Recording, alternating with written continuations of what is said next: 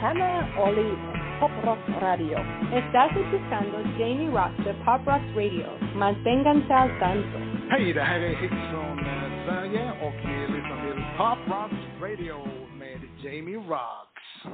Hey everybody, welcome to the show. This is the Pop Roxx Radio Talk Show. I'm your host, pop art painter Jamie Roxx, and this is the big show. You found it. I sure am glad you did. I have got a fantastic couple of guests tonight. They are from a band I really dig. My wife really digs this band. She heard me playing them the other day and made her way into my workshop here, the studio, and was like, who the hell is this?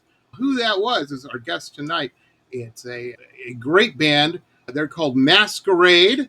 And yes, for those keeping score at home, they do, I don't know what they're called. I know the one over an E is called an ugot or something, but over the A's are the little German dots. So how about that? They're serious. They're serious, man. They are a metal band. And when I say metal, there's so many subsets. What would you guys describe? First off, let me introduce everybody. This is Damien. He plays bass, and lead vocalist Ian from Mäsqueräde. Hi, guys. How you doing? Good. Doing great. Happy to be on this. Thank you for coming on. Our numbers, our engagement will go through the roof, I'm sure. Hey, I wanted to ask you guys, I know, as with any musical genre, and I'm not a big fan of labels normally, and that being said, some people, they are important to a point. Would you guys consider you are a thrash metal band, a metal band? I don't know, and forgive my ignorance. Oh, we set out on this venture, and in the first part of our band, we tried to define our subgenre, and finally, we just gave up, and we said, fuck it, we're a metal band, and if it turns into being alternative metal, post-hardcore, thrash, whatever, we're going to make whatever we want, and no matter how it sounds, we're going to make it. As long as it stays in the metal genre, we're good. Right. So one of our big things is we do not define ourselves to a subgenre, only a genre. So, like, when this whole album drops in August, you'll see very clearly there's some alternative themes, there's some progressive themes. I love that. Very thrash themes. Yeah, it is what it is. I love it. In the art world, my world, when you go to school, they drum into you. You got to pick a lane and you got to stay in it. And I'm like, fuck that. Sometimes I feel like, and I've always said that, since I've been painting professionally for 20 years, I have fans that are fans of my abstract stuff, and that's great. They buy the abstract. They love the abstract. I got fans of horror. I've got this or that. Whatever I feel like fucking painting is what I'm going to paint. I'm not going to play in these little categories. And they're like, that'll limit gallery exposure. I'm like, I don't even deal with galleries. Are you kidding me? I don't have to. I sell directly to the people, and fuck that. I'm the same way. I feel like you guys do. Yeah. I don't like labels. I don't limit either. creativity. Yeah, it does. Obstacle to creativity. And the way we feel is we're always going to stay metal because that's kind of our heart. But we're not going to, and we're not going to be limited to a subgenre of metal. It's ridiculous.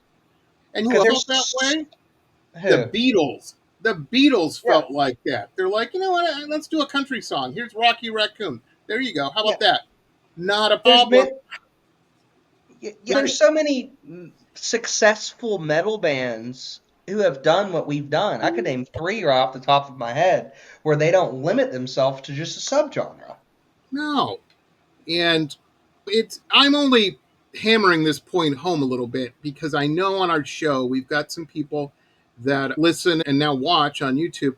There's some kids out there that want to be where you guys are at and what you do and what you're doing. You know what I mean? And I think that's great fucking advice. Don't limit yourself, man. The thing is, you keep making stuff. You got to keep. I agree. And to any younger person who's listening, if you make something that's like a great thrash song, keep it. If you make something that's a great metalcore song, keep it. And if they really want to know bands that have made it and have done that thing, here's some of the biggest names in the fucking scene is Falling in Reverse. They've done it. Avenged Sevenfold. They've done it. Yep. And up and coming, Kim Dracula.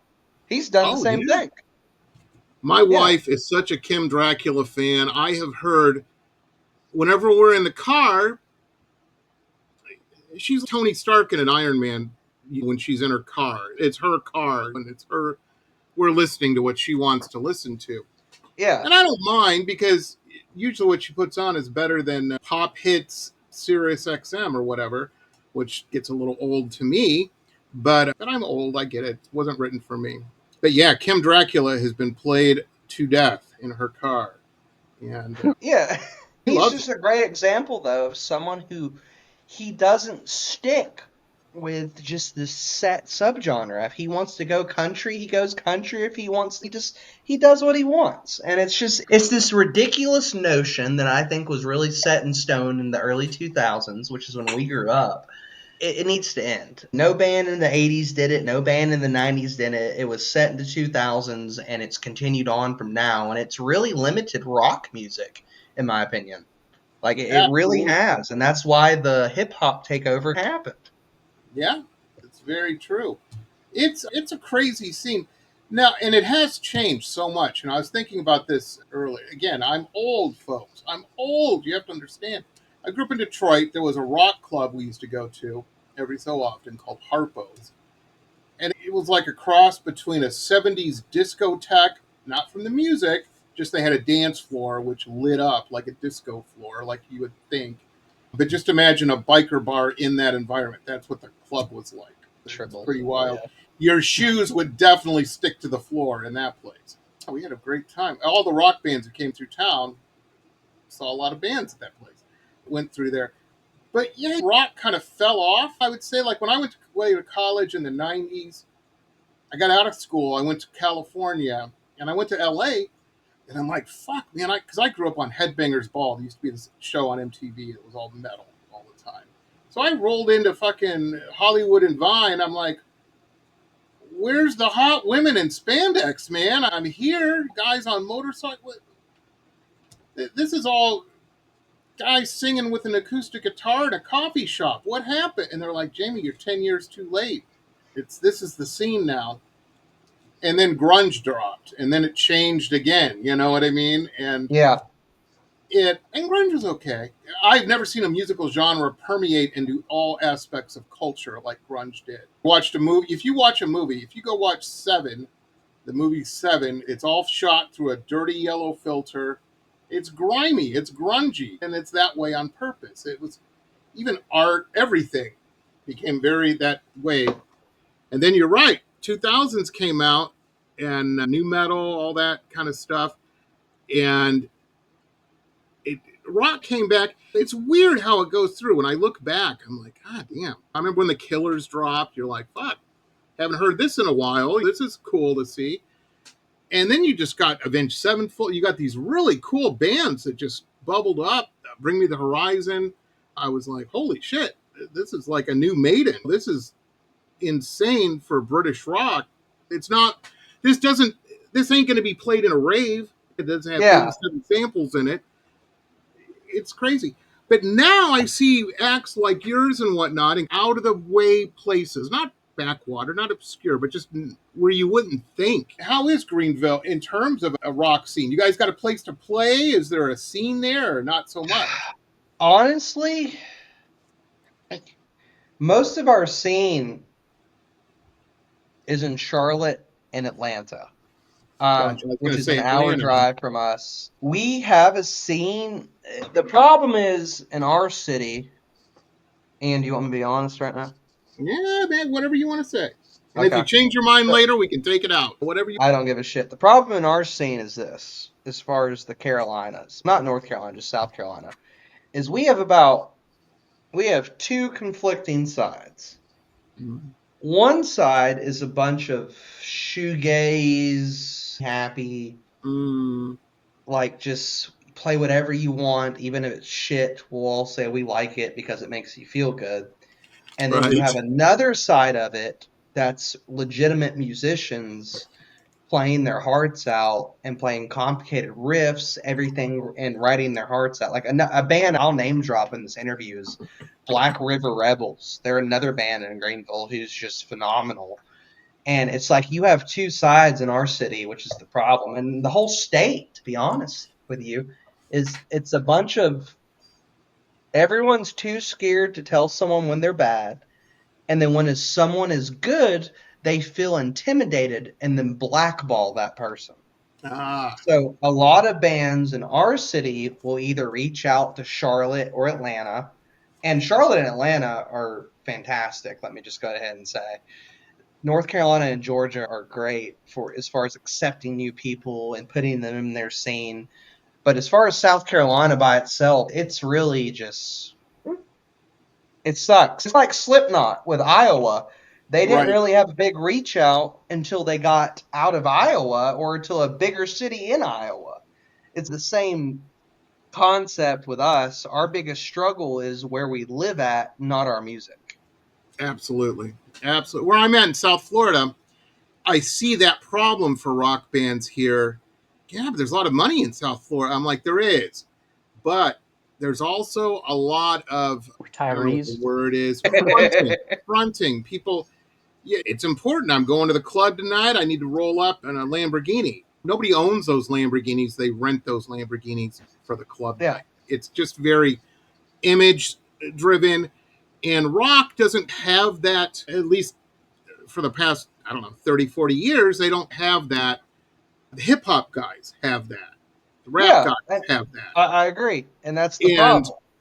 Yeah, and so that's what you get mostly. Although huge electronic music, trance scene and all that, they have big fucking parties, which is what that music's all about, is having a big party and being we have 10,000 lasers and fog machines and all that bullshit. Yep. It ain't Randy Rhoads doing a guitar solo. You know what I mean? That isn't what that's about. And I agree. And that's the problem. You go to fucking Atlanta, I've seen some shit in Atlanta. Austin, same way. Austin, Texas. And kind of Vegas is kind of like that now, where they appreciate skill. I think that's so important because you listen to, and we're going to play some Mäsqueräde here in a second, but what I'm saying is you listen to it, there's some complicated shit in there, man. There is some, that's one of the things I've always liked about metal. I'm like, Jesus Christ, if Beethoven were in the modern era, he would be a metal guy because it's complicated shit. He's saying stuff with the riff, not just the lyrics, with the music itself is saying something. The lyrics are good, and with a really good metal band, you'll have a conversation with the music and the lyrics. You know what I mean? And they're both equally as important. You guys have that because there's a lot of talent in what you guys are doing. And I don't think I'm putting the lyrics down or the singer down. I'm not. It's all equally as important. But I'm very impressed with you guys. From a non-musician on the outside looking in the window, it's pretty fucking cool. I imagine if you guys were playing somewhere in a neighborhood, like in a garage or something, like when you guys were starting out, I imagine the whole fucking neighborhood would come out and make their way down to see what the hell is this. Is amazing. That's what happened at one of our practices, but yeah. Yeah, it's because you don't hear it so much. We were talking a little bit before going on camera about streaming services and whatnot. And one of the things, everybody likes the algorithm that don't know any better. The algorithms, I should say. What will happen, what I'm seeing, the trend I'm seeing in music is the algorithm's great. Okay, you want to listen to Mäsqueräde, whatever. That's great. Here's some of their music. Now here's 10 bands that sound like that and whatnot. You might dig, and that sounds great on paper. What tends to happen, what I'm seeing happening, is bands will now say, I need to get on that algorithm, so I have to write a song that sounds like this, or sounds like, it's very noticeable in the pop music scene. Everybody wants to make a song like Taylor Swift to get on the Taylor Swift coattails.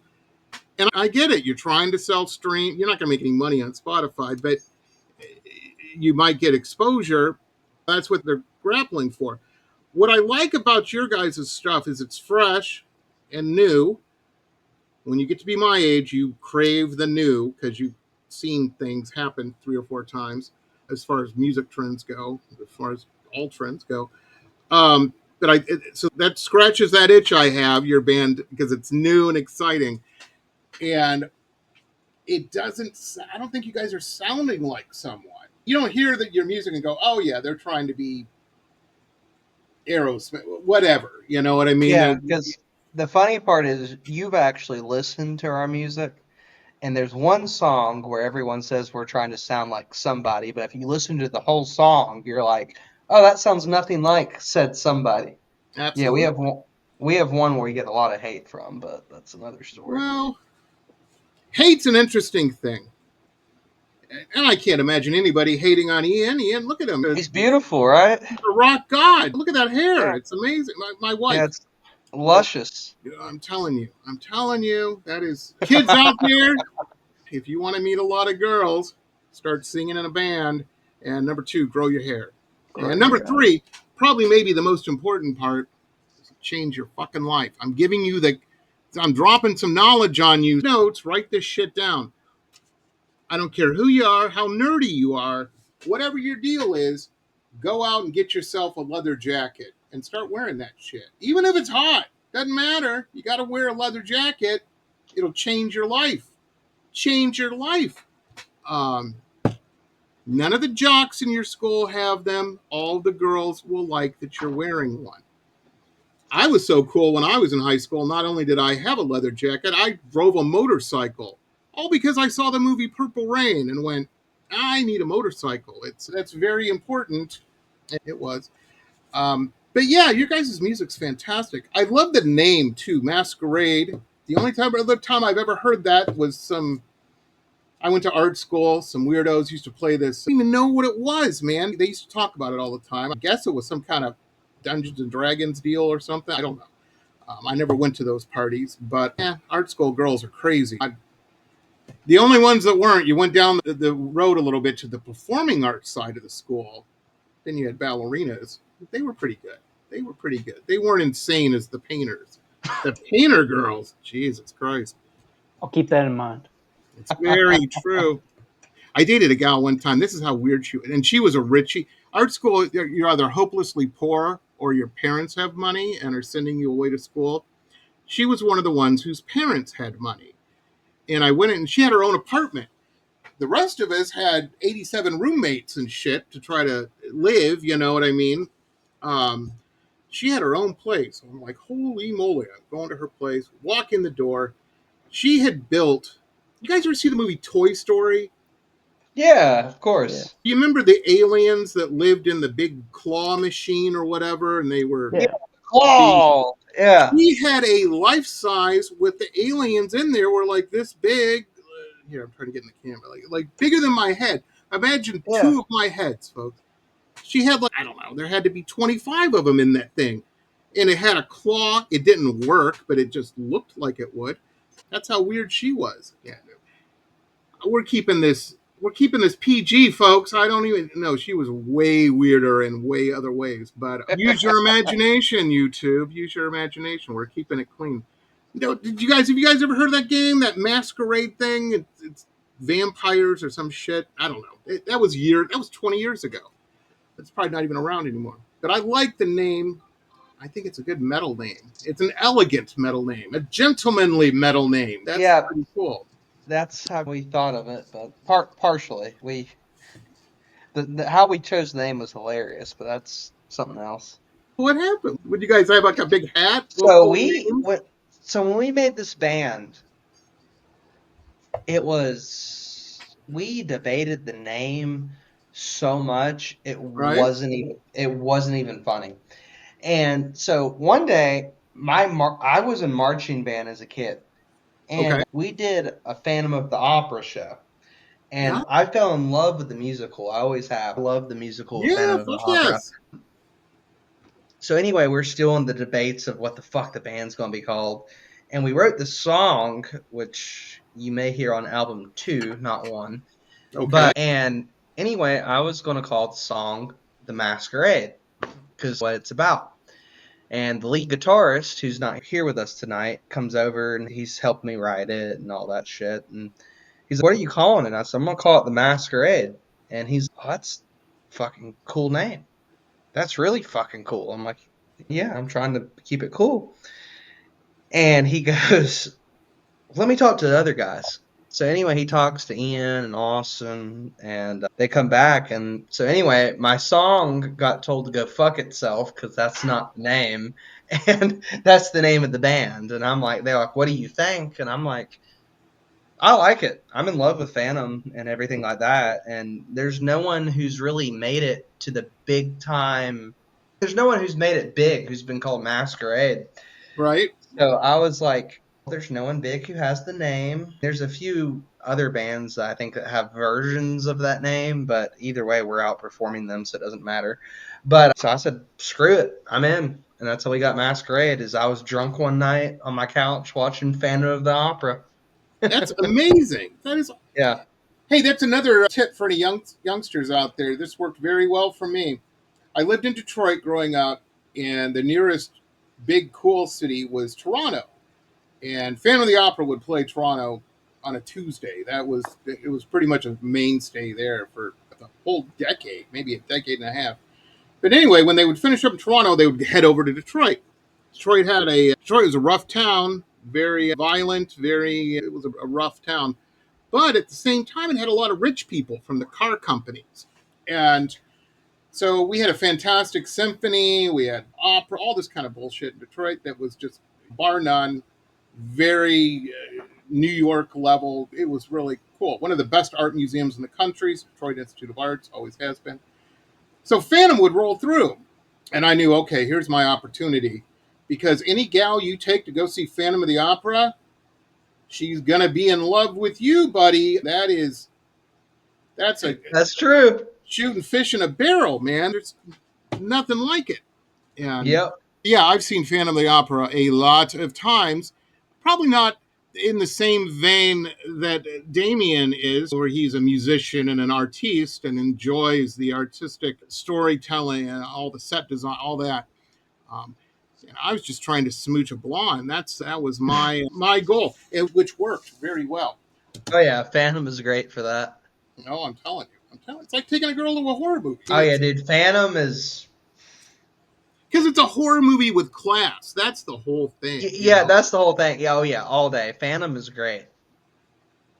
That's cool, man. That's cool. Now, Ian, let me ask you: when you were a young buck, a young lad, did you know that Rockstar was on the plate for your future? Was it always something in entertainment? I think How did Ian come ever about? since I was a kid, like pretty young, maybe like around 7, 8 years old, I think I wanted to be a musician and in a band, make music.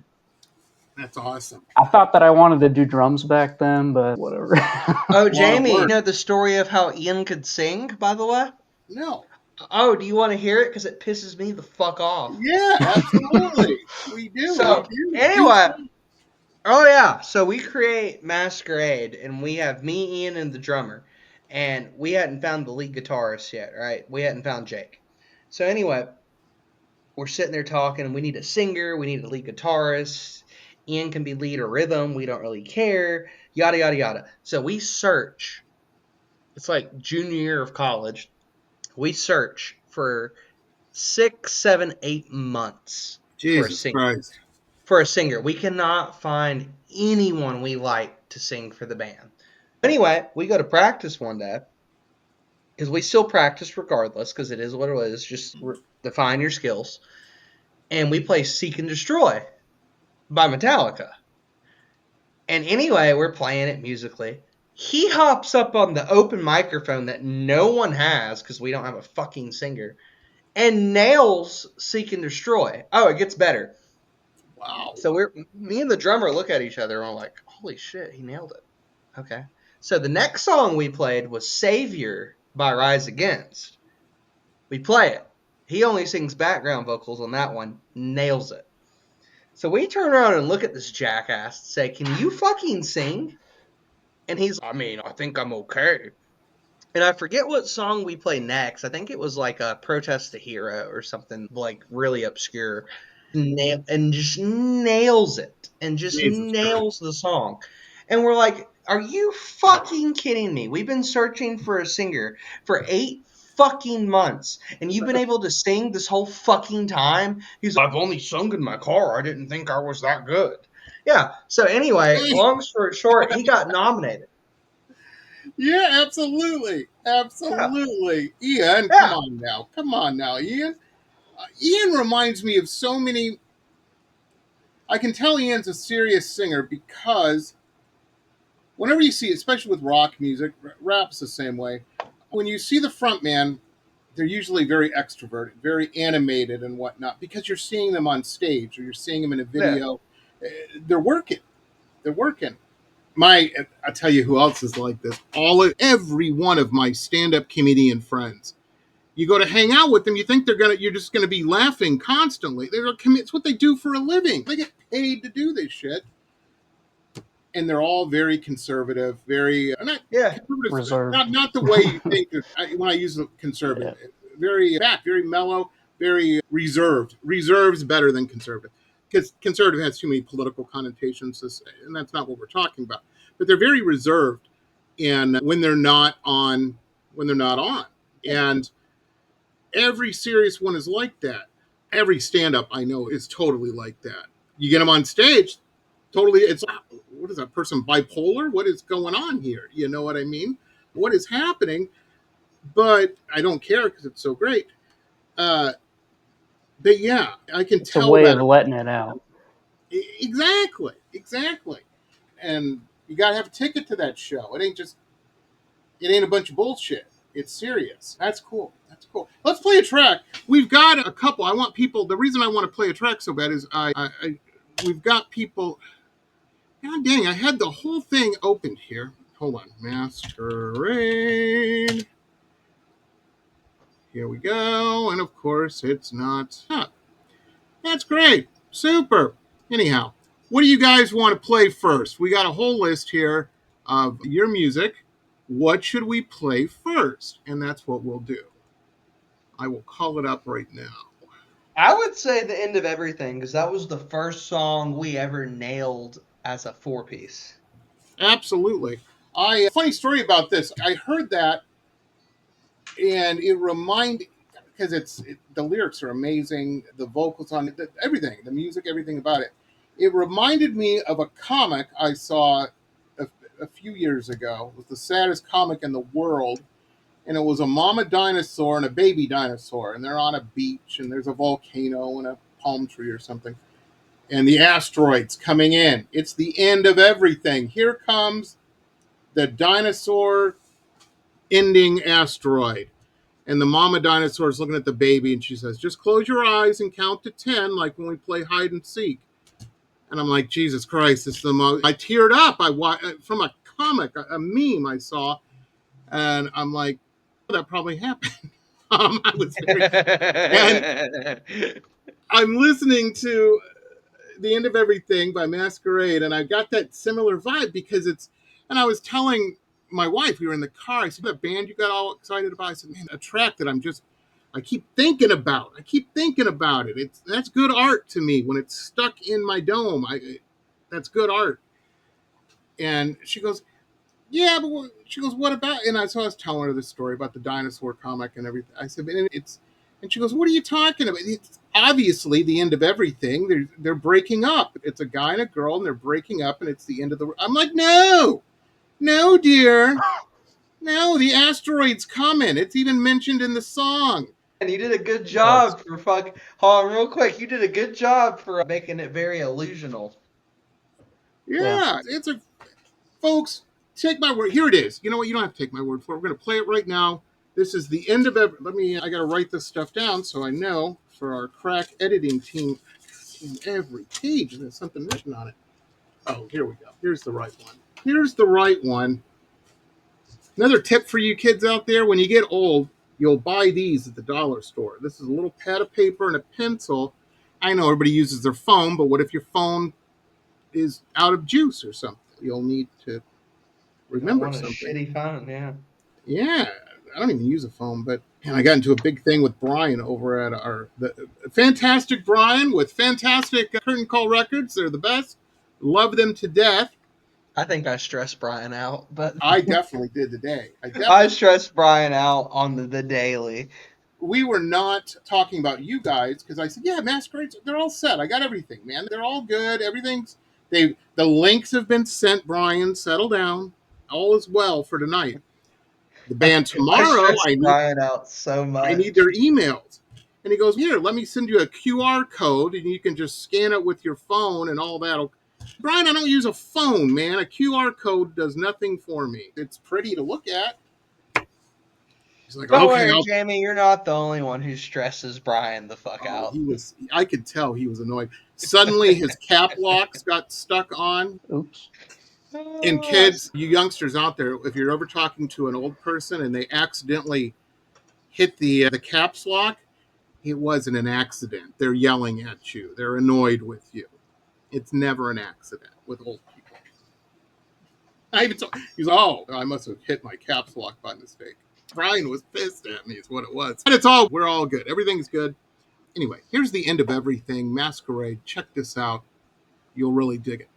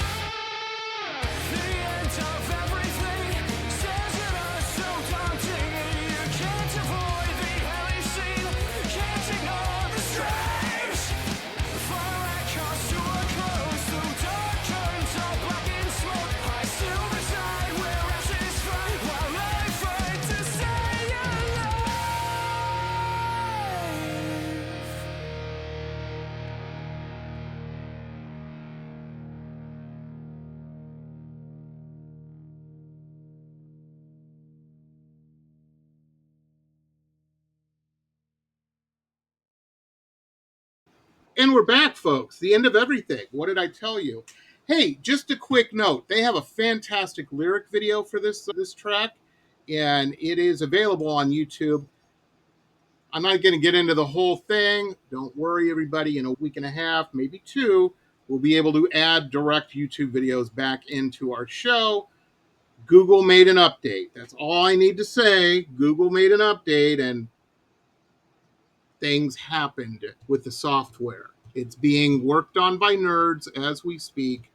Don't worry about it. But we got to play you a track and whatnot there. Very cool. End of everything.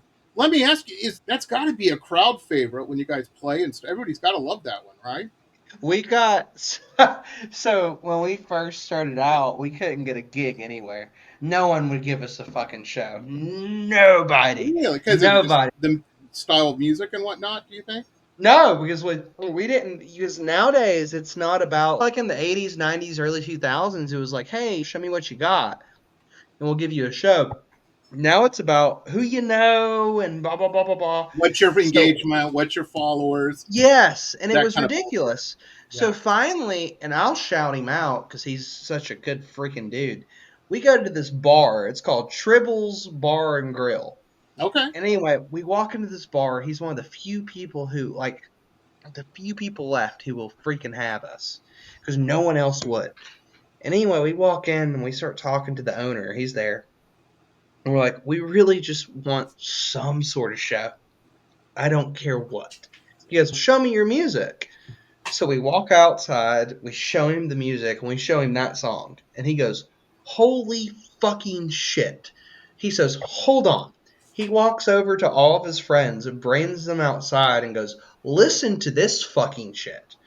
And they listen to it, and they're like, oh my God, that sounds good, blah, blah, blah. He goes, when do y'all want to show? And we're like, as soon as possible. He scheduled us the next month, and after we played with him, at least in South Carolina, North Carolina, Georgia, it was just a door opener. We could go anywhere we wanted after that. Nice. Because of that guy. Yeah. But it was the one guy, though, who took the time to listen to the music versus the social media.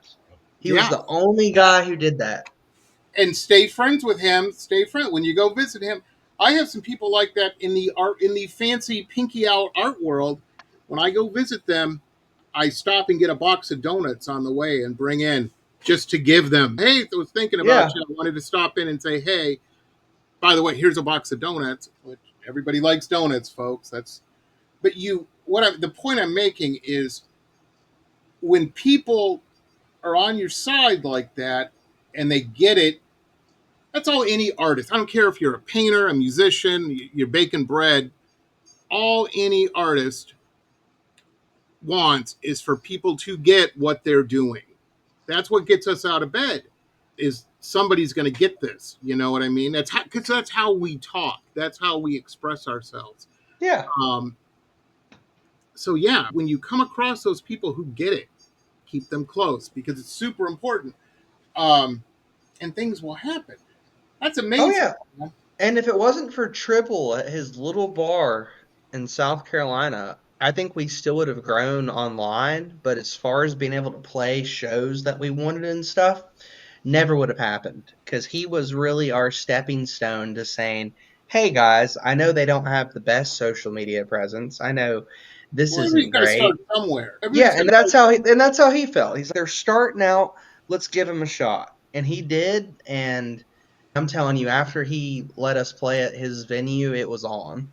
Like it just absolutely from there. Absolutely, I'm going through that right now with YouTube. I've been doing a podcast since 2013, and that's a long time.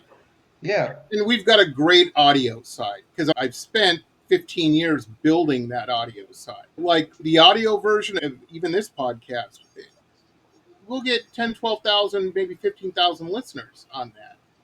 Yeah. Meanwhile, everybody talked me into doing a video like Joe Rogan does a video. I'm like, I'm not Joe Rogan. I don't have the weed for Joe or the conspiracy theories. But I got 30 subscribers or some shit like that now because we've only been doing this for a couple months now, the video side, and you got to build that shit up. So if I didn't have the audio, I'd be very depressed. I'd be like, God damn, we're doing all these, I spent all this money, we're doing all this stuff. But I know, because I've been through it before. I went through that process building the audio side. But that's how it's weird. I've talked to independent filmmakers when when a lot of Hollywood people audition for actors or whatever, they'll look at their Instagram. How many Instagram followers do they have? Yep. Yeah, and that's great, but can they act? Maybe that's important since Yeah. you're making a fucking movie. Oh, Jesus Christ. But yeah, music, I guess, is the same way. I did not know that. It doesn't surprise me, but I didn't ever really think about it. That's because that's it all a is. new band needs is the added bonus of trying to go viral on Instagram so they can get a gig. Jesus Christ, you're already selling the tickets. Oh yeah, it's terrible. I'm telling you, it's all about social media, and it's just, to It's say the crazy. least. It's crazy because people have limited time. The music business has changed. It used to be in the 70s and 80s and stuff, a band would get discovered, a music company, records company would swoop in and say, yeah, here's a big check. You're going to have to pay it back, but we're going to make you famous so you can. Here you go in the studio, do this and that. And we're gonna throw $300,000 at music videos for you, and here's a model to date while we're doing all this. It's great. That isn't how the music business works now. No. They're like, Damon, you're going to have to update. You're going to have to start doing TikToks, Damien. How Yeah. about that? And he's like, I'm busy, man. I'm trying to do this. I'm trying to do all this shit. Now you're throwing this job on top of it. And you're not paying me for streaming? Not much. Jesus Christ. That's the reality of the modern music scene as I Yeah. see it.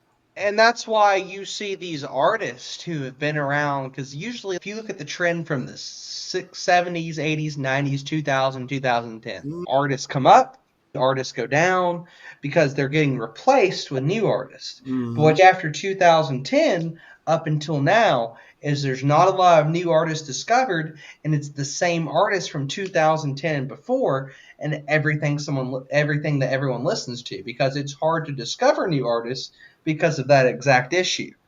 Because after 2010, it's the same process. Because 2010, before it was, okay, new artists, boom. Then when 2010 hit, it's just, these are the artists we have, and we're sticking with it. Seems like people aren't willing to take risks. No, at all. You guys, your friend, what's his name? Trouble? Tribble. Now, see, he had a moment. He had what I call the gallery moment where he's discovered the new painter. He's Andy Warhol at that moment, discovering Basquiat. He's, holy shit, this is the real deal here. I got to get behind this. Because what will happen is he's probably been around long enough to know 3-4 years when Mäsqueräde they're wearing sunglasses indoors, they're dating models or whatever, they're getting weird pets. Ian shows up with an anteater or something on a leash. When they become that level rock stars, somebody's going to say, I recorded on my phone, on my cell phone here, them playing at this play. And he's the biggest, he's opening casinos at that point and stuff. Just from that, that will happen. And I say that not jokingly, not tongue in cheek. I'm pretty serious. If you guys were a horse, I'd bet on you. And that's what he was saying too. That's what he was seeing is you guys are the real deal. That's the main thing. And you seem to get along. That's the other important part with bands. Bands, and even when they're fighting, if you don't believe me, folks, go do a YouTube deep dive sometime on the goings on of the band The Police in the 80s. They would have fist fights in the studios. Sting and all that would hate their drummer. Yeah, they literally would. I think he came in with a bat one time and went to work on his drum kit because he was sick of hi-hats. Yeah, they were. But at the same time, they made $1 billion, you know what I mean? So, yeah, pull it together, boys. We all want infinity pools. Let's go. Yeah, I will say, as far as me and Ian and our lead guitarist, we're a tight clique. I will say that. As far as bassist, lead singer / rhythm guitar and lead guitarist, we're a tight fucking group. me, Ian, and Jake. We are a tight fucking. Let's not leave out the bass player now. We don't want any hurt feeling. Oh, you are the bass player. Well, I am the bass player. You are the. No, you guys are. We're not leaving anybody out. We're not leaving. I was worried for a second. No, it's all good. It's all good. I thought there was. I'm by no means a journalist, anybody, but my journalist bone. I was like, oh, there's drama happening. There's John Lennon, Paul McCartney stuff. I mean, Ian brought his girlfriend, and she had ideas to band practice. Oh, hold on. Okay, no, there's because here's the deal. It's a 4-piece band. 3 of us are tight. What is your opinion on girls having opinions on band practice? Go ahead. It never works out. Well, Never works out, right? Yep. Okay. God, I didn't even know any of this, folks, and I didn't mean to cut to the bone there. I apologize. I hope I didn't open up a can of shit. No, it is what it is. The thing is, the funny part about our band is I can play bass and guitar. Jake only plays guitar. I can actually play bass and drums and a little bit of guitar. So a lot of our songs, we can play each other's parts. Smart. So that's the interesting part. So if someone's sick or has COVID or whatever the case may be, yeah, like we're able to cover it. And the funny part is the guy who runs our light show and our back fucking light. It's all the stage manager. Yeah, the stage guy that we have in our band, he actually can play a lot of our parts as well. So we always have backups just in case, like someone's sick or something terrible happens, just in case. And it is what it is. Ian's still in jail in Savannah, Georgia.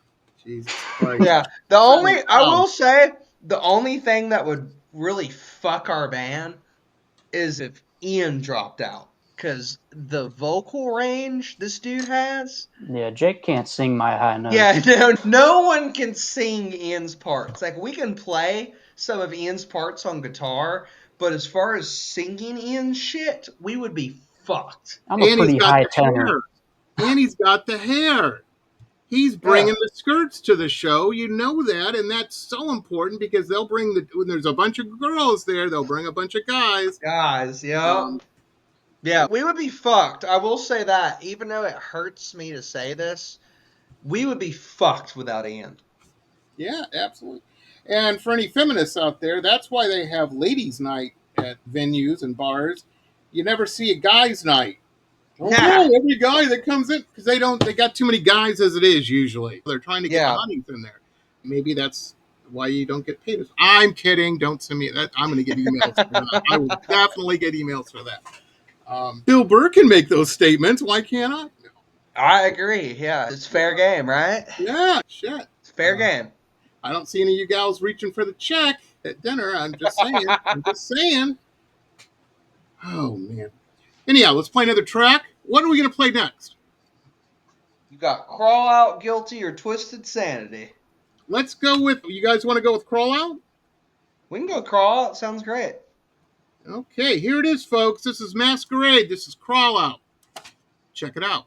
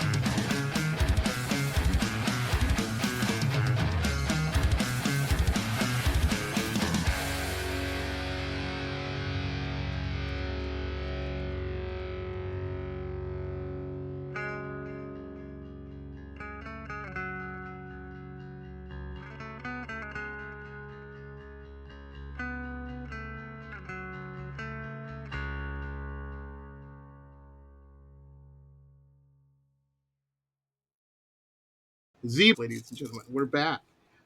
How about that? That was Crawl Out. We're doing well. We're doing well. I like that track. I like that track. Tell us about this. How did Crawl Out come about? From Ian bullying the shit out of me.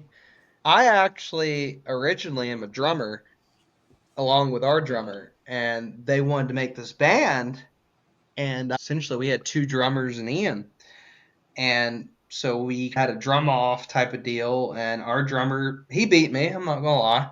So they're like, you got to learn bass. And so I started learning bass. Which is kind of like drums. It's all percussion. It's a lot less work. And so anyway, when I started learning bass, I was like, all right, I'm not going to be a crappy bassist. I'm going to be good. So I practice for 6 hours a day, every day for 1 year straight. Wow. And I got to the point. To what? I said, that's commitment. Yeah, and I got really good at it. And as I was learning bass, I started writing this song, and it was Crawl Out. And I would write it, and Ian would just be like, "No, that sucks. That sucks. That sucks." And nice Ian here. Look at him. I can't even imagine. But yeah. So finally, I get to the point where I'm good enough, and I actually send Ian some shit, and I'm like, "What do you think?" And he's, "This is good. I like this." And we started rolling with it. And Crawl Out is essentially my rookie bass song that I wrote with the help of Ian. Nice. Yep. Nice. Bass is hard. When I was a kid a million years ago, there was a gal in my high school that really liked the band. And she introduced me to the band, actually. She didn't know the band, but I knew of them through her. Duran, and she wanted to go to the concert. And so I got it together. I got its tickets. We went to this concert. So I'm watching this concert. It's me and 15,000 girls there. And the bass player went up to the foot of the stage, the lip of the stage, they call it, and he was pumping the crowd up. He's, I can't hear you. That whole shtick that bands used to do. Put his hand up to his ear. And I saw 15,000 girls lose their shit. It was like, you see those videos of the girls with the Beatles and stuff? It was like that. And I went, holy shit, I need to get a bass. That is what needs to happen. And so I get home later that night. My dad was still up. And he's like, how was the show? Did you have fun? I'm like, yeah, it was great. Really like this gal. It was a good time. And he's you look very happy, other than the obvious. How was the actual show? And I said, it was amazing. I told him the bass player story. And I said, Dad, I got to get a bass. This needs to happen. Bass players, I saw the light tonight. And he started inside. He looked down and he said, son, we have a grand piano in the living room. I have never seen you sit at that piano. I've never seen you do it. You might have dusted it when your mom told you had to dust everything in the room. Yeah. But other than that, I've never seen you have any musical interest or talent at all. Because I'm not being mean. I'm not trying to squash your dream here, but it's more than about girls when you need to get good at something. He goes, you're pretty good. He goes, what you do have, you're pretty good at drawing stuff. So you might want to maybe focus on that. So that was the end of that bass dream. Fast forward a couple years. I'm in art school. Me and some friends are hanging out in a bar, having a couple drinks after class and stuff. And there was a group of ballerinas from the performing arts side of the school in there too. And they were good looking. Man. And so I picked up a cocktail napkin and I started drawing one of them. Took about 3 minutes. That group of girls were over our table to see what the hell I was doing. It worked. That was my hand to my ear. It worked as good as being a bass player. And I was amazed. I was like, Pops knew what he was talking about. Pops was right. You got to get good at what you're good at, and then you can do it. But yeah, I've always had a respect just from that experience when I was a kid for bass players. But the other thing is the bass players I've known, because I hung out with all these musicians growing up, is that bass is hard. Your fingers will bleed from the sides of your nails and shit, and you got to build stuff up. And you ask either of these guys, you ask Damien or Ian, they'll tell you the important lesson here isn't meeting girls or whatnot. The important lesson is hone your skill, work and practice. People ask me all the time, they're like, I want to paint like you do. And I'm like, I've been doing this every damn day for 20 years, over 20 years. There's no shortcut to it. No. That's what you got to do. No. And if you do anything every damn day, make that commitment, you will see improvement as you're doing it. And that's how I felt, is I had to catch up on an instrument I never learned to Ian and Austin, who had 10 years on me. So I had to catch up. Yep. And they're not static either in that scenario. No. They're practicing 3 hours a day. So they're moving. So he's not only having to catch up, he's got to catch a moving target. And he did. How about that? You can too out there, but it takes discipline and tenacity. A lot of effort. Yeah, man. You can't just do this half-ass anything. No. If you want it done well. That's the lesson, folks. And I know you don't want to hear it.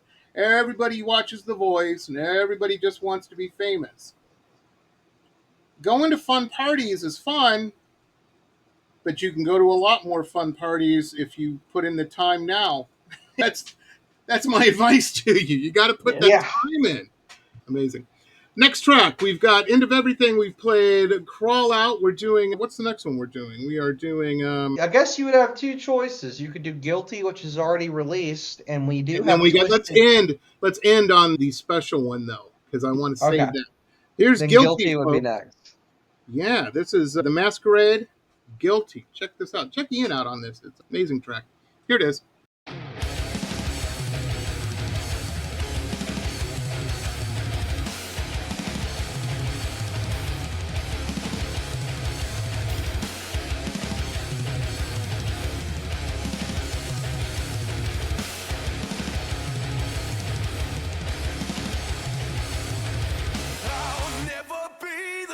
After what you did to me, you're guilty. I'm gonna lose my mind tonight.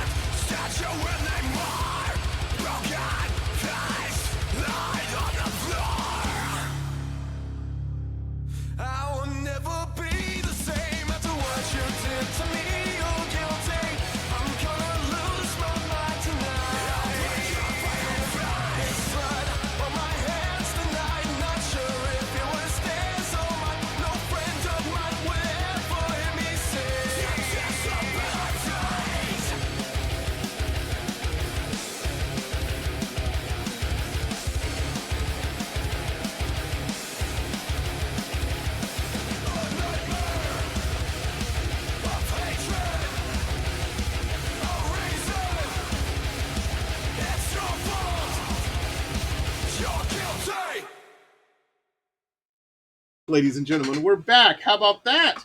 How about that? I told you, good track, Guilty. Let me ask you, when I hear the track like Guilty, I find this fascinating. In my world, people see a finished painting and they're like, Jamie rolled out of bed this morning, knocked that out. Sometimes that does happen. That absolutely, but it's rare. I celebrate it because it doesn't happen. It's definitely not the norm. Um, they don't see me fighting a painting. They don't see me wanting to take the canvas and throw it in the street and jump up and down on it. I've never done that, but I've come close many times. When I hear a track like Guilty, it's polished, it's finished, the sausage has been made. You know what I mean? Yeah. It's like people when they go hunting for the first time. Really? This is how the meat winds up in the grocery? Yeah, that's how it, there's more to it. Um, it's perfect. We can never tell when a track has fought you a little bit. Was Guilty, because to me it sounds like smooth sailing because it's so perfect. Was Guilty one that was like that, or were there issues with it? There were issues with that Oh, song. that was the one that had the Ian, you can go ahead In and go. fact, That had the most issues. this song might just be cursed, honestly, because it's the one that got taken down, or that we had to take down. Oh, Multiple that's an people, actually, interesting I think. story. Why don't you guys elaborate a little bit on that? Because, and we don't have to use names of distributor, whatever. It's an interest. I find it interesting because it's something that could happen. It absolutely. I can. When you guys were telling me about that, it absolutely could happen. And you guys did nothing to make that happen. Nah. Totally innocent. Oh, So I guess the first time we took it down, Ian, I'll cover the second time as far as the bots, but if you want to cover the first time guilty, oh, it Oh, was taken I didn't down know there were before. two times. There Oh was only. yeah, oh yeah, that's why he said it was cursed. It was taken down a first time. If you want to go ahead and tell them about, oh boy, what? Honestly, I forget. Why uh, is it the first time? because it was recorded by a certain studio that Oh, sounded yeah, like yeah. dick. It sounded like a demo. And honestly, we had some much needed revisions to the song. I'll just say this is a Jake song. Jake wrote most of the song, and he's the one who's actually singing on this one. Hmm. So it's a Jake song. He comes up with some good stuff. He needs a little bit of guidance of how to put it together. And Part you, of that's it, why they have what? producers. That's why people Yeah, produce. That's no shame in that, ladies and gentlemen. yeah. But you got to find the person, the right person to guide you. Part of what Absolutely. he's part of what he's being nice about, and I'll be the dickhead about it, is when we made Masquerade, the first person we went with, who was an audio engineer, I won't name names, was fucking awful. It sounded like dick and balls, to be honest with you. Gotcha. I gotcha. And Guilty was terrible, even before the revisions. It just sounded terrible. So anyway, we changed a bunch of stuff, and we went with who we're with now, who is Jamie King. I will shout out Jamie King.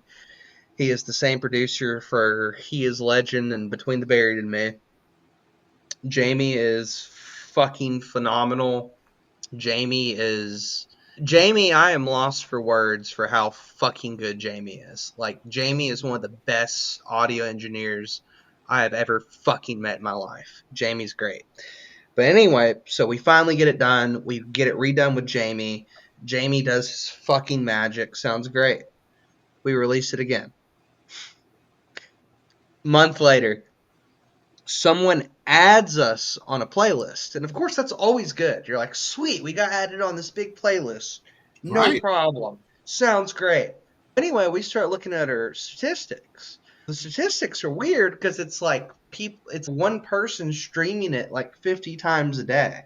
And we're like, I don't know about that. Yeah. So we end up looking up this playlist we got added to online, and come to find out the playlist is a botted playlist made out of Norway, which is for them to reap profit off our song. So the only way around that so you don't get a strike on your musical account is to delete the track, leave it gone for 3 months. 3 months is how long you have to leave it gone for, and then re-upload it. So we had to take Start down over. Guilty. Yeah, we had to take down Guilty completely. We have to leave it off Spotify and all streaming services for 3 months and then re-upload it because some jackass decided to add it to a botted playlist, which we had no control over. We didn't sign up for, did not request for, nothing of the sort, because someone decided to add it to a botted playlist, and it fucked us. So it just comes to show that whether it was someone who was in competition with us, random, or whatever, how easy it is to just completely destroy a new artist. Yeah, absolutely. So be Yeah. careful out there, folks. Be careful. Um, Absolutely. This morning I do a morning blog where I think it's a clever way to advertise. In my blog daily, I go through in pop culture whose birthday it is. And I painted so many fucking paintings. I paint 200-300 paintings a year. I've probably, if it's Marilyn Monroe's birthday, we'll put a video of Marilyn Monroe up, and then we'll put the painting I painted of her. One of hundreds, or not maybe hundreds. One of a lot. I probably painted Marilyn Monroe 50, 70 times. And we do that every morning. And people, it's like reading the morning paper kind of form. They read the blog and they're like, oh, that's cool. Or, oh, I haven't heard that song in forever. And that's great. So I do a couple highlights on it because I'm not doing that on every, because it would clog everybody's feed up. But I'll put a couple highlights from the blog on different things. So at the end, I usually put up, today is Alien Abduction Day. Yeah, there's a holiday for that. I didn't know. But I put a picture of an alien on the little, hey, see more on the blog here. And some really hot girl, all these bots are always hot girls. Oh, yeah. Sent me a message. Hey, do you mind if I share your post? You'll get 100 likes if I do. I'm like, I don't give a shit. Share away. Because I really don't. I don't even care about Instagram. I've probably never sold a painting or anything off Instagram. For my crowd, 20-year-olds on Instagram aren't buying art. They might be buying a poster if you're lucky. However, on Facebook is all moms and aunties with money in their pocketbook. That's where I sell paintings at. So I'm going to put more of my attention on that. I don't care about Instagram. So sure enough, this gal shared it, and I looked just out of curiosity this evening when I was doing stuff. And yeah, there's 107 likes on that. But here's where this plan, somehow I'm waiting for the message, hey, if you pay such and such money to me, I can get you this many followers, whatever. And it's one of these bot things, scam things. Maybe not even a scam. I don't even want to say that because that might interest somebody. It does not interest me. I don't give a shit about likes. I like getting a check. That's the likes I care about. I don't care about this other stuff. But yeah, these scams are out there, folks. And just watch yourself because these guys put in all this work. They redid the fucking song and polished that turd into a diamond. And then they get hit with that.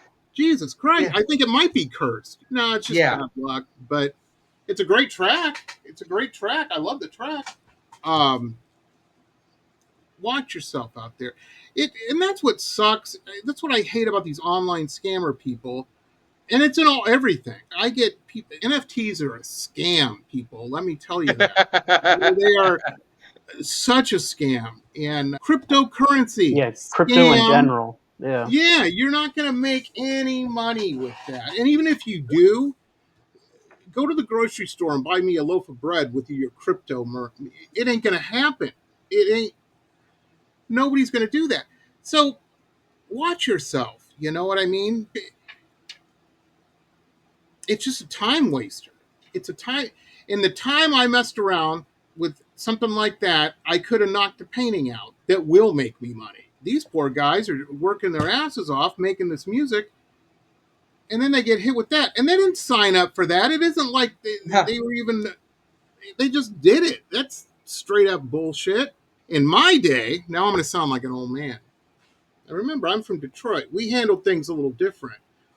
We would go find that person and bring a hammer, is what I'm saying. And we would have what we used to call a Detroit conversation with that person. They might have a limp for life after that, or have to learn how to sign their name with their other hand. That's how things got handled back in the day.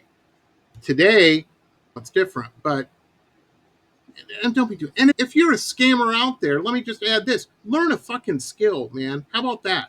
How about that? Jeez, I That's get the so old. worked up. I'm sorry, guys. I get No, worked. you're good. That's the old school Italian way, the way my Yeah, dad taught me. that's how Yeah, shit got that's the done. way. That's the way my dad taught me. You handle business. Absolutely, absolutely. And that's what I don't get. I could do a whole show on sounding like an old man.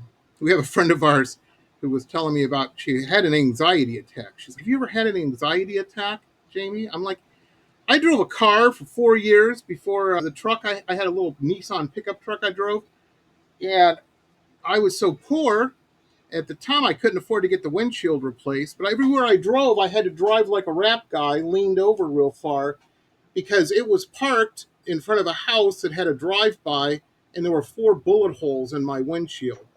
Nobody was shooting at me. I'm saying that, Yeah, but yeah. the car got hit, and I couldn't afford to replace the windshield, so I just drove everywhere like this, looking around it. And the police never stopped me. None of that happened. It's the kind of town Detroit used to be. It's people tell me it's not that way anymore, and I'm glad. But yeah, I was anxious living in that town all the time. I had a daily anxiety attack getting the mail. It was rough. He just grabbed his bass because I got to get some more practice in. I got to get some more practice in. Sorry, I'm anxious. Yeah, I gotta grab No, the it's baby. fine, man. There's nothing wrong with that. There's nothing wrong. Now, we've got a special treat for everybody. We've got a special treat, Oh and it yeah, I ain't me forgot about bitching that. about stuff. This is a brand new track from Mäsqueräde, Unreleased. unreleased. I'm hearing it for the first time as well, ladies and gentlemen. This is a special treat for you all. Um, it's called Twisted Sanity. Jesus Christ. It's got to be a banger with that title. That's amazing. Here it is, everybody. This is unreleased. It's for the first time. World premiere, if you will, from Mäsqueräde, Twisted Sanity. Zebra, it's pretty cool. You guys didn't have to do that. You didn't have to do that. Oh, dude, that release has been so held up. We are dying for someone to hear it. Do not worry. Like, it is. No, hey, you'll be the first show that anyone's I'm ever telling heard you. that song on. I'm telling you, Brian's going to be watching this. So when we were dropping this on Tuesday, he'll be watching this too. What the hell's going on, man? We were going to release this and blah, blah, blah, blah. Sorry, Brian. But hey, I pissed Brian off on the daily. It's okay. Yeah, he'll be fine. We got the He'll little be fine. That's plug in there. Jamie. Yeah, That's how I am too. He'll be fine. exactly. He's fine. He'll be fine.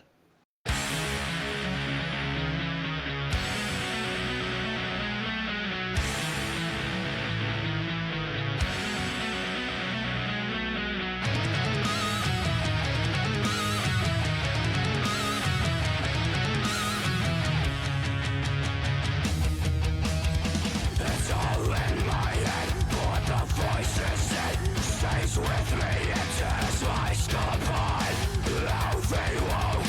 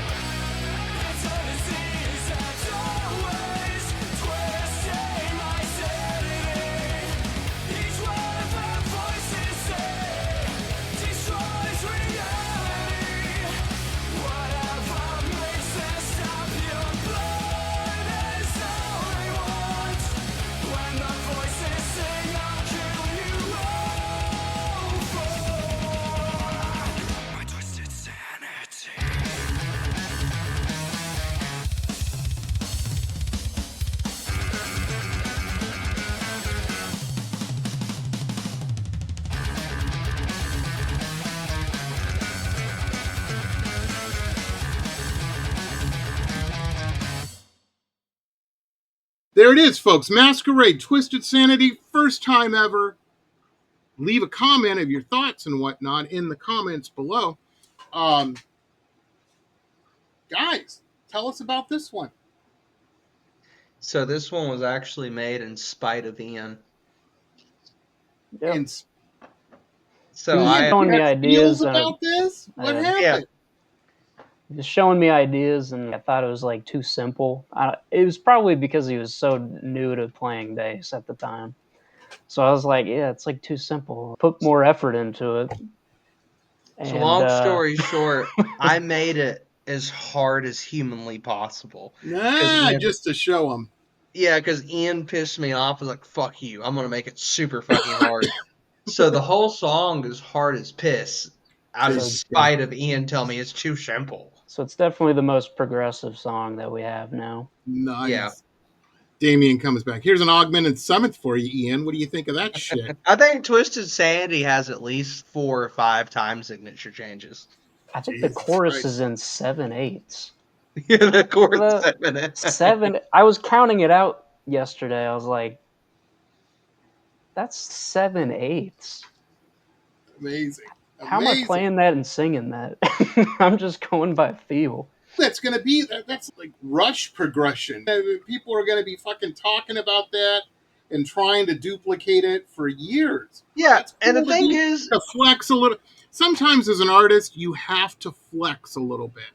You do. You do. Yeah, you do. You do. And the thing is, one thing I will say, at least in the Carolina, Georgia scene, is they may outlook us, they may outstream us, they may outgirl us, but there's no one around here who outplays us. Yeah. That is something that I will say that is true as far as the Southeast. They can do everything else, but no one in the scene will outplay us, and they never will. That's so important, too. Fuck, guys, I do it, too. Sometimes I'll be working on the painting, and I'm like, we'll throw that on eBay, sell for $100 or whatever, and that'll bring in some commission work. That'll look good on merch. I'll make my money back on the merch. But then every so often, I'm like, let's do 8 light sources. What the fuck here? You know what I mean? Yeah. Here we go. Try this math out for you. And just to do it, and everybody's like, why don't you do every painting like that? I said, because then it wouldn't be special. Yeah, of course. You just got to let people know what the fuck you're doing every so often, too. Yeah, fuck you. Get fucked, buddy. You want to say some shit? Play this guitar solo, fucking asshole. Yeah. Absolutely. That's something we all learned from the rap game, ladies and gentlemen. Sometimes you got to show those sucker MCs who's boss. That's just what you got to do, no matter what business you're in. Very cool. That's amazing. I love that track. That'll probably be dropping out. I don't think that's out now. People can't get that now, can they? Or is it? No, they will be able to get that April 11th. Okay. Yeah, this is actually, Jamie, I think you're the first person who's heard this outside of the band and the band family. Wow. Oh, but that's how cool I am, ladies and gentlemen. How about that? That's pretty fucking awesome. Cool. Well, you guys are awesome. And I know you guys are releasing the album coming up. Do you guys think you'll be playing out, supporting it and whatnot? More so? Oh, yeah. With Brian and John at Curtain Call. We're going to be playing a little bit this summer. I gotcha. Not as much as we They probably know everybody. Should. Oh, yeah. Probably not as much as we should be playing, but the main reason why is we really want to finish this album. But starting August, from probably August 2025 to August 2026, it's going to be show after show. Yeah. We're not stopping until we hit. Our goal, honestly, is to hit either Epitaph or Sumerian. Wow. So that's our goal. There's other record labels, obviously, like Fearless. There's a couple. We want a label. We want a big label, and we're not stopping until we get there. And we're going to fight or die trying. I get it.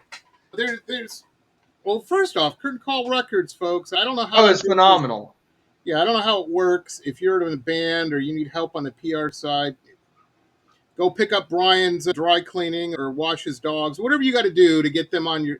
Now, it probably involves writing a check. It's probably how that works. I don't know. Curtain Call is such a good stepping stone to a venue owner in for any band. Tulsa, Oklahoma. And he knew the guys from church. I'm like, how the fuck do you know? And he's, Yeah. great. Yeah, Curtain Call is such a good label for you're here, you need to be here, and you need someone to take you there. And Right. Curtain Call is phenomenal record label because, like I said, they're not the biggest dogs in the game, but they're big enough where they can take you to where you need to be.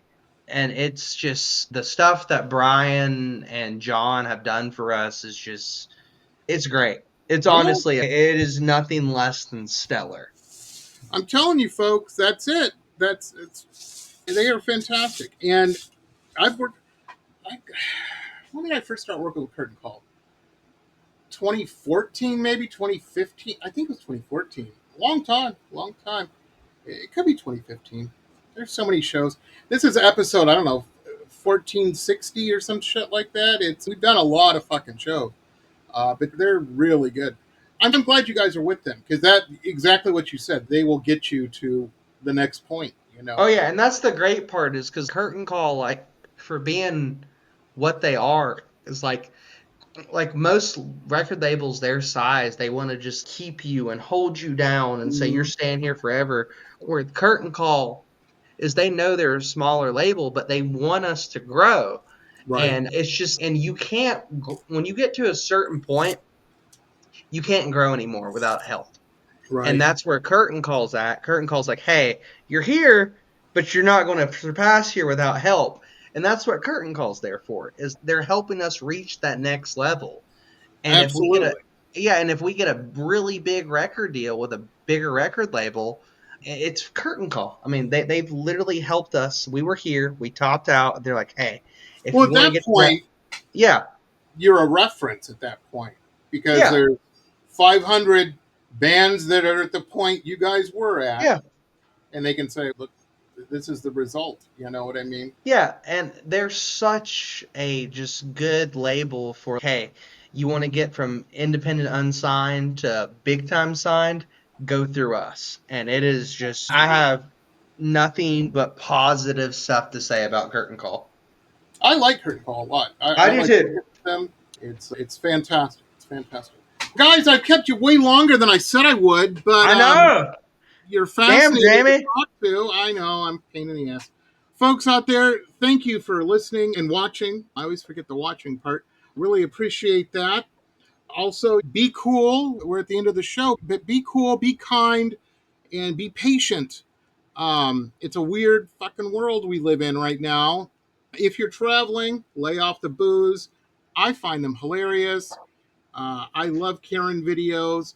But for any potential Karens out there, when the cops show up, you ain't going to win that. Don't even get in that situation. Wait till you get to where you're going and drink your ass off.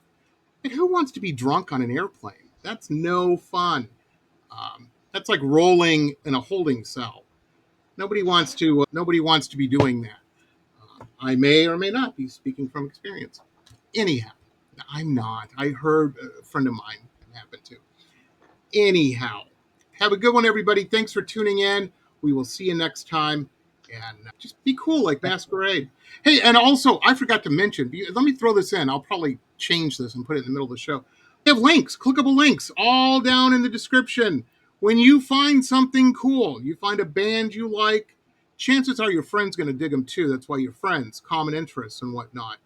Share the love. Add these guys to legitimate streaming playlists. How about that? Put them on your Pandora and whatnot. If you're a bot playlist, no, don't add them. We'll see you next time, everybody. This has been pop art painter Jamie Roxx's Pop Rocks Radio Talk Show. It has been executive produced by Jamie Roxx, recorded at his studio in Deerfield Beach in South Florida. All rights reserved by Pop Rocks Limited. Hannah Oli, Pop Rocks Radio. Estás escuchando Jamie Roxx de Pop Rocks Radio. Manténganse al tanto. Hej, det här är Hicks från Sverige och ni lyssnar till Pop Rocks Radio med Jamie Roxx.